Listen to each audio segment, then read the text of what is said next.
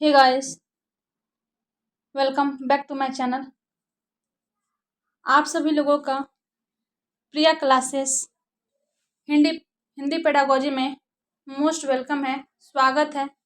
उम्मीद है आप और आपका परिवार बेहतरीन और स्वस्थ होंगे। आज हम लोग बात करेंगे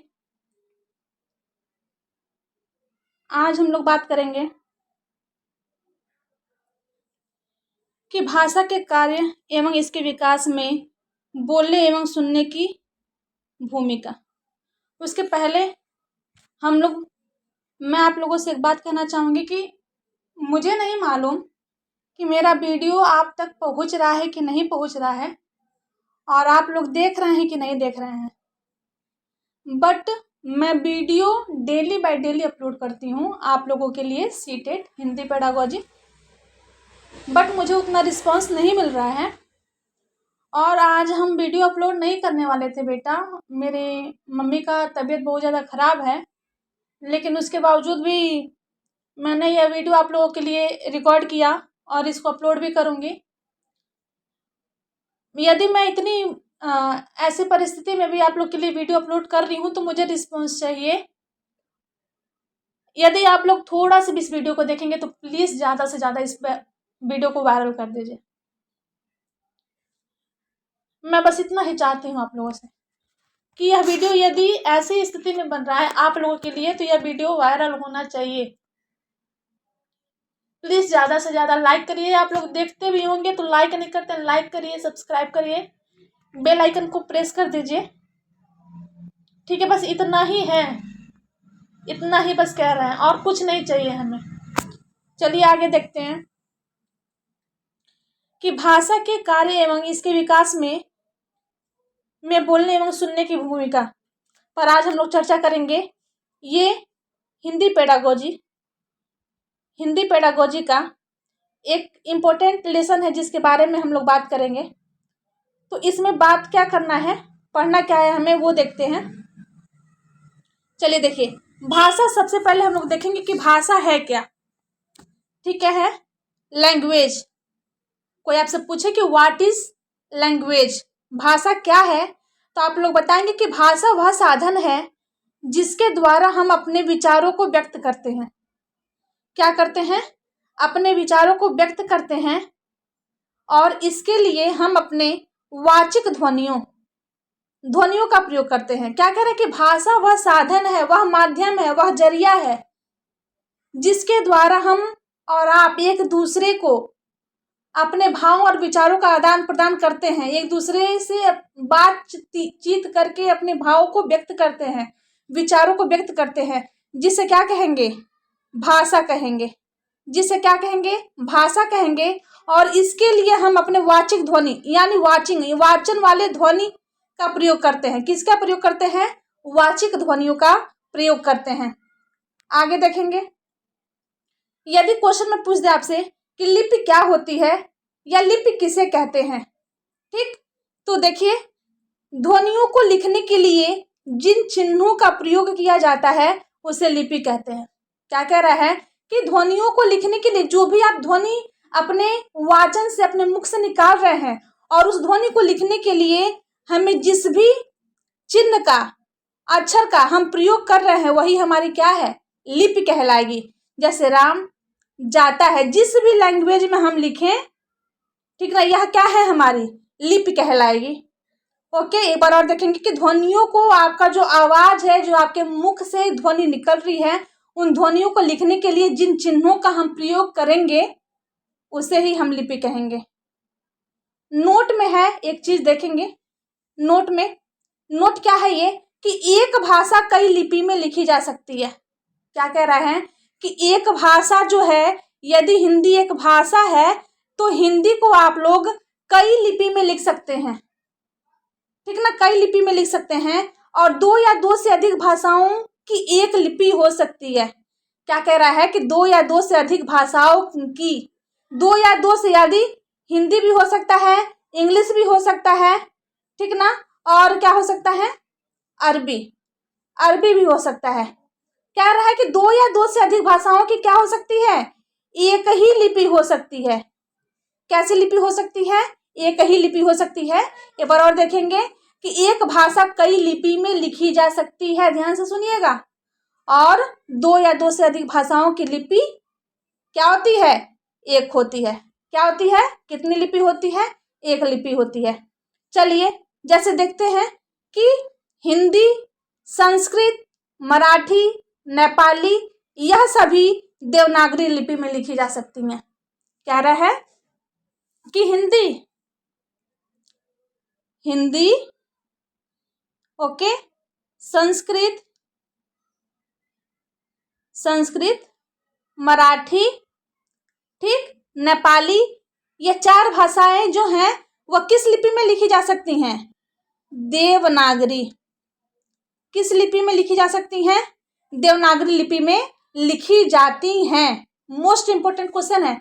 यदि आपसे पूछा है क्वेश्चन में सीटेट के कि हिंदी, संस्कृत, मराठी, नेपाली यह सभी भाषाएं किस लिपि में लिखी जा सकती हैं, तो आप लोग क्या बताएंगे? देवनागरी लिपि में लिखी जाती है। चलिए आगे हम लोग बढ़ेंगे। यहाँ पे कह रहा है कि भाषा के 3 प्रकार होते हैं। क्या कह रहा है? कि भाषा के 3 प्रकार होते हैं। पहला होता है मौखिक भाषा, दूसरा होता है लिखित भाषा और तीसरा होता है सांकेतिक भाषा। पहला कौन सा भाषा होता है?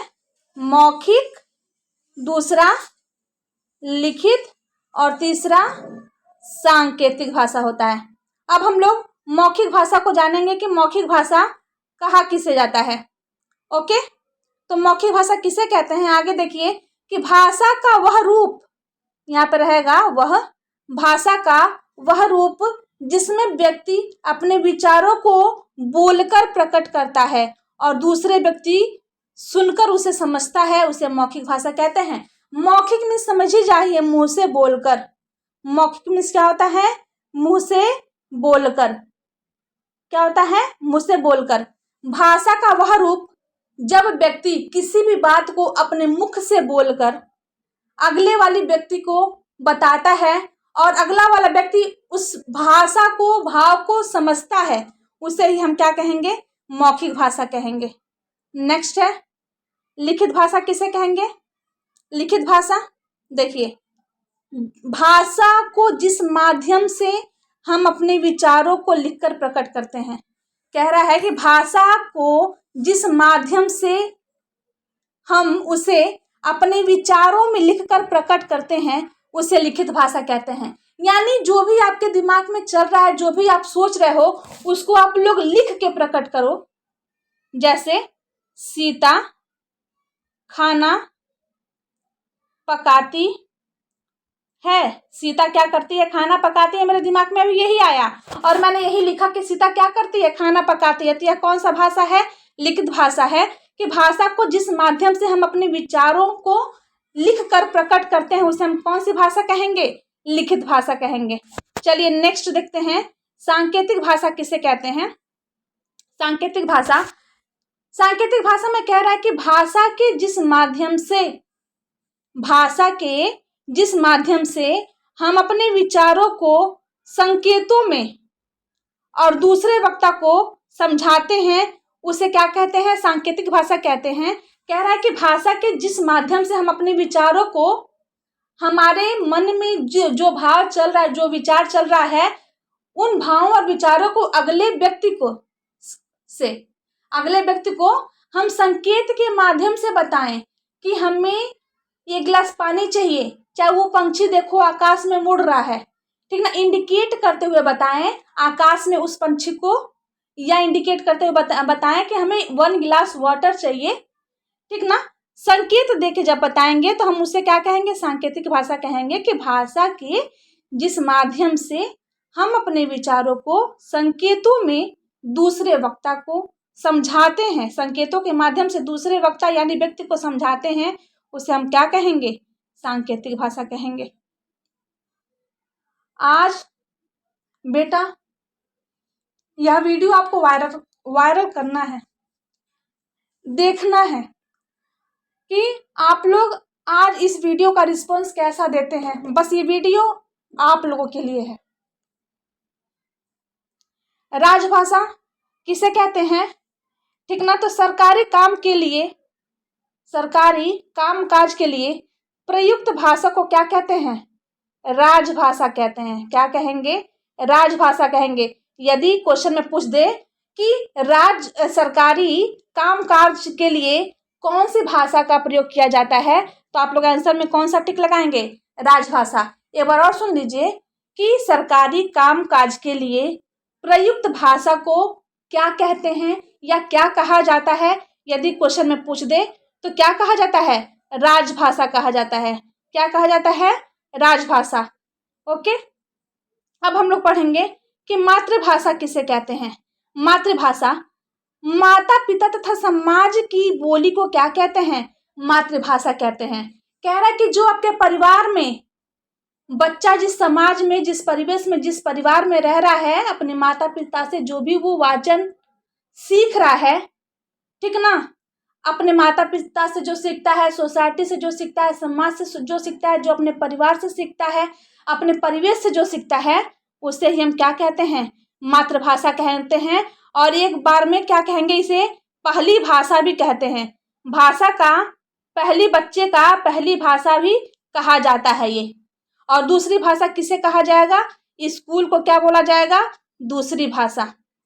क्या बोला जाएगा? दूसरी भाषा। स्कूल में जो बच्चा भाषा सीखता है उसे दूसरी भाषा कहा जाता है।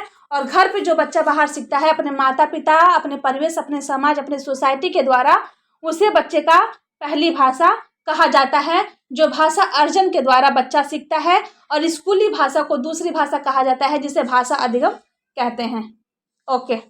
अब हम लोग आगे देखेंगे भाषा के कार्य। क्या देखेंगे? भाषा के कौन कौन से कार्य होते हैं, ठीक ना। तो इच्छाओं और आवश्यकताओं की संतुष्टि के लिए भी हम भाषा का प्रयोग करते हैं। यदि हमारे मन में कोई इच्छा आ रही है तो उस इच्छा को अगले व्यक्ति तक पहुंचाना, ठीक ना। किसके द्वारा पहुंचाएंगे? अपनी भाषा के द्वारा पहुंचाएंगे। यदि आपको किसी चीज की आवश्यकता है, उस आवश्यकता की पूर्ति आप किसके द्वारा करेंगे? भाषा के द्वारा करेंगे। सेकंड है आपका सामाजिक संबंध बनाने के लिए। सामाजिक संबंध बनाने से आशय क्या है कि यदि आप समाज और सोसाइटी में रहते हैं, इस पूरे वर्ल्ड में जितने भी व्यक्ति होंगे, सब किसी ना किसी समाज सोसाइटी में तो रहते ही होंगे। तो उन समाज में जब आप लोग निकलते हैं बाहर, तो कोई ना कोई फ्रेंड, दोस्त, बड़े छोटे, भाई बहन, दादा, मौसा, कोई भी आपसे मिलता होगा, ठीक ना। तो उनसे संबंध बनाने के लिए, एक अच्छा संबंध बनाने के लिए भी क्या होता है? हम किसका प्रयोग करेंगे? भाषा का ही प्रयोग करेंगे। यदि भाषा देखिए दो प्रकार का होता है, एक तो होता है सकारात्मक, दूसरा होता है नकारात्मक। हम कभी भी नकारात्मक भाषा का प्रयोग करना ही नहीं चाहिए। हमेशा कैसा बात करना चाहिए? हमेशा सही सकारात्मक सोच के साथ अगले वाले व्यक्ति के साथ बात करना चाहिए। तीसरा है व्यक्तिगत निर्माण के लिए, खुद के निर्माण के लिए, स्वयं के निर्माण के लिए भी भाषा बहुत उपयोगी है। यदि कोई हमसे बात करता है, कोई पूछता है और हम बहुत तेज उसको डांट रहे, बोल दे कि हमें नहीं पता है, तो यह भाषा का निर्माण इससे नहीं होगा बेटा, ठीक ना। जो भी व्यक्ति हमसे कुछ पूछता है उसका जवाब हम क्या दें? बहुत प्यार से, प्रेम से, संवेदनाओं से दें। इससे भी हमारे व्यक्तित्व का क्या होता है?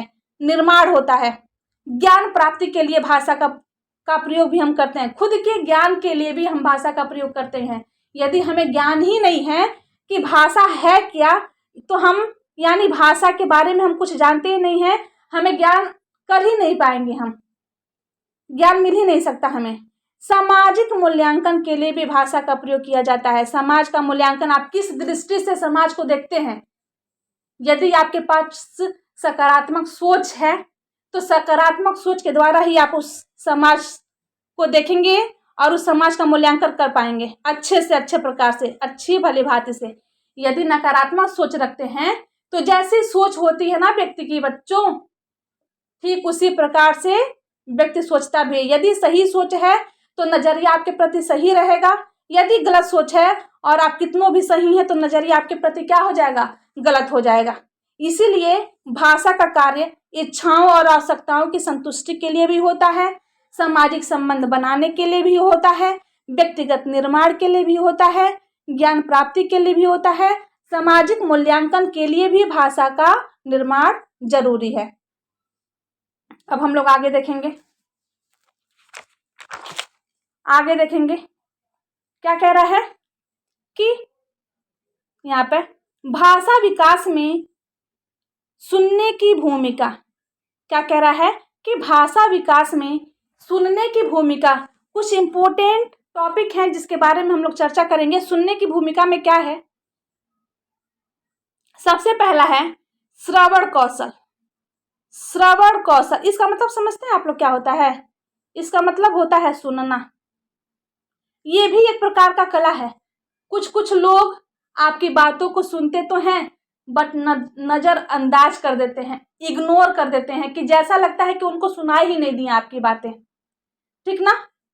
तो ये एक प्रकार का सुनना भी क्या है, भाषा विकास का एक कौशल है। दूसरा है शुद्ध उच्चारण भंडार करने में। क्या कह रहा है कि शुद्ध उच्चारण भंडार करने में, उच्चारण करने में, इससे आशा है कि इसमें बोलने की अशुद्धियों को दूर किया जाता है। इसमें क्या किया जाता है, शुद्ध उच्चारण में बोलने की अशुद्धियों को क्या किया जाएगा, दूर किया जाएगा। और शब्द भंडार वृद्धि में क्या किया जाता है, श्रवण कौशल में रोज व्यक्ति नए शब्दों को क्या करता है, सुनता है। क्या कह रहा है कि श्रवण कौशल में रोज व्यक्ति नए शब्दों को सुनता है और अपने भाषाई ज्ञान में विकास करता है। और अपनी भाषा का जो ज्ञान है, यदि वो कुछ गलत जानता है और अगले दिन वो उसी के बारे में ठीक सही जान जाएगा, तो वो क्या करेगा, अपने भाषा कौशल यानी सुनने के कौशल का अच्छे से विकास कर पाएगा। अब हम लोग बात करेंगे नेक्स्ट टॉपिक, भाषा विकास में बोलने की भूमिका। क्या कह रहा है कि भाषा विकास में बोलने की भूमिका में सबसे पहले क्या है, वाचिक कौशल। वाचिक मीन्स होता है वाचन, यानी बोलचाल की भाषा। वाचन यानी बोलचाल, बोलचाल की भाषा। वाचिक मीन्स सबसे पहले जान जाएंगे आप लोग कि वाचन होता है, और वाचन मीन्स होता है बोलचाल की भाषा। यानी भाषा विकास में सबसे इंपॉर्टेंट है बोलचाल की भाषा से भी आपका वाचन कौशल का अधिक से अधिक विकास होता है। सेकंड टॉपिक है बच्चों में संकोच को समाप्त करने में सहायक। यानी बच्चों के अंदर जो संकोच है, ठीक ना, वो ज्यादा से ज्यादा आपसे बात करेगा तो वो भी दूर करने में वाचन कौशल क्या कर होगा, सहायक सिद्ध होगा। तीसरा है भाषा प्रवाह को कुशल बनाने में सहायक। आपका जो भाषा है, कभी कभी आप बोलते हैं तो आप किसी सेंटेंस में फंस जाते हैं, उस भाषा प्रवाह को क्या करेगा, कुशल बनाने में सहायक सिद्ध होगा। चौथा है विद्यालय आधारित कार्यक्रमों में सक्रिय भूमिका निभाने में सहायक। कह रहा है कि विद्यालय पर आधारित यदि कोई कार्यक्रम होता है, उसको सक्रिय बनाने में क्या होता है, भूमिका निभाने में सहायक सिद्ध होता है। चलिए, आप लोगों के लिए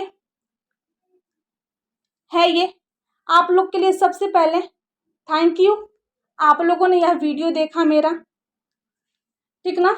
भाषा को बोलने तथा सुनने की भूमिका, Hindi pedagogy, CTET July 2023। Please channel को सब्सक्राइब करिएगा, लाइक करिएगा और बेल आइकन को प्रेस जरूर कर दीजिएगा। ज़्यादा से ज़्यादा शेयर करिएगा बेटा, ज़्यादा से ज़्यादा। आप लोगों के लिए एक थॉट है जो हम लिख के रखे हैं और बहुत अच्छा थॉट है। पढ़ाई इंसान का वह सच्चा मित्र होता है। क्या कह रहा है कि पढ़ाई इंसान का वह सच्चा मित्र होता है या होती है, जो भविष्य में जहां पर भी जरूरत हो साथ देती है। एक बार और देखेंगे कि पढ़ाई इंसान का वह सच्चा मित्र होती है जो भविष्य में जहां पर भी हो जरूरत में साथ देती है। जिंदगी की हर घड़ी गमों के साए में गुजर जाएगी। क्या कह रहा है कि जिंदगी की हर घड़ी गमों के साए में गुजर जाएगी जब तुम्हें अपनी जिंदगी में पढ़ाई की कमी नजर आएगी। इसीलिए आप लोग पढ़ाई को बिल्कुल भी इग्नोर ना करें, नज़रअंदाज ना करें, टाइम से पढ़ते रहें और प्लीज़ वीडियो को वॉच करें, देखें। धन्यवाद। आपका दिन शुभ हो, मंगलमय हो। जय हिंद, वंदे मातरम।